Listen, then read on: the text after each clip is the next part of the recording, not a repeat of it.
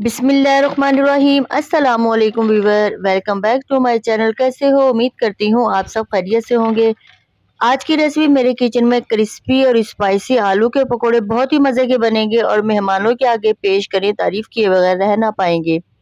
मेरी पूरी वीडियो देखिएगा। अगर आप मेरे चैनल पर नए हैं तो प्लीज़ मेरे चैनल को सब्सक्राइब, लाइक और बेल के बटन को क्लिक कर दें ताकि आने वाली हर नई वीडियो की नोटिफिकेशन आपको सबसे पहले फ्री में मिलेगी। चलिए मेरे साथ रहिएगा और बनाते हैं आलू के पकोड़े।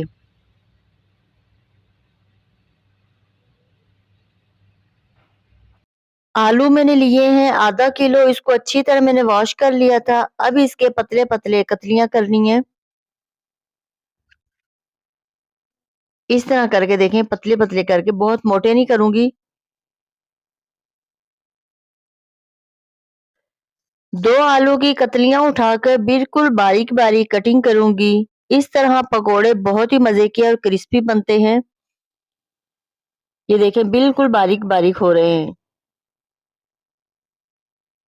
ये देखें, सारे आलू को मैंने बारीक कटिंग कर ली है और मोटे आलू बिल्कुल भी नहीं काटने। इस तरह के करनी है कटिंग। ये देखें, बिल्कुल बारीक बारीक। एक छन्नी लेके इसमें दोबारा वॉश करने लगी हूँ। 5 मिनट तक इसको रख दूंगी ताकि अच्छी तरह हमारे आलू खुश्क हो जाएं।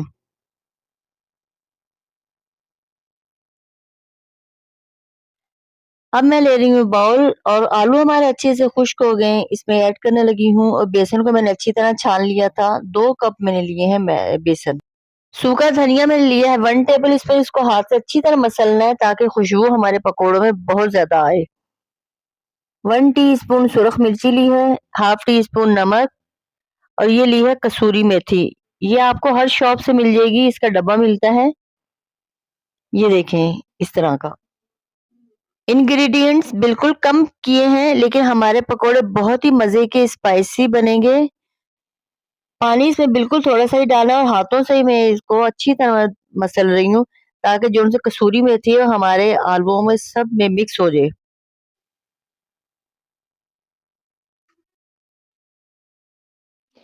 सरसों का ऑयल मैं ले रही हूँ 1 पाव के करीब।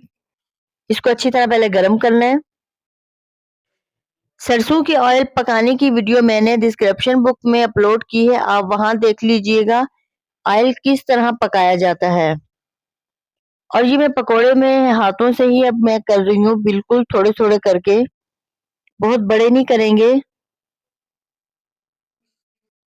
एक तरफ से थोड़े थोड़े फ्राई हो गए हैं हमारे पकोड़े और पलटूंगी अब थोड़ा थोड़ा करके। कसूरी मेथी इसमें ऐड की है, इतनी प्यारी खुशबू आ रही है।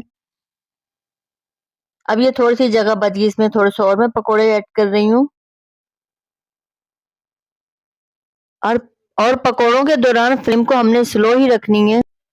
पकोड़े फ्राई हो गए हैं। आप जब आलू वाले पकोड़े बनाओ मीठा सोडा बिल्कुल भी ना डालो। ऑयल बहुत ज्यादा पकोड़ों के अंदर जज्ब हो जाते हैं और खाने में बिल्कुल भी जायके के नहीं रहते वो। इन पकोड़ों को अब मैं रख कर दूंगी 1-2 मिनट के लिए। ये देखिए माशाल्लाह से कितने अच्छे क्रिस्पी पकोड़े बने हैं जिस तरह मैंने बनाया है और जो जो चीजें ऐड की हैं आप भी बनाना, बहुत मजे के बनेंगे।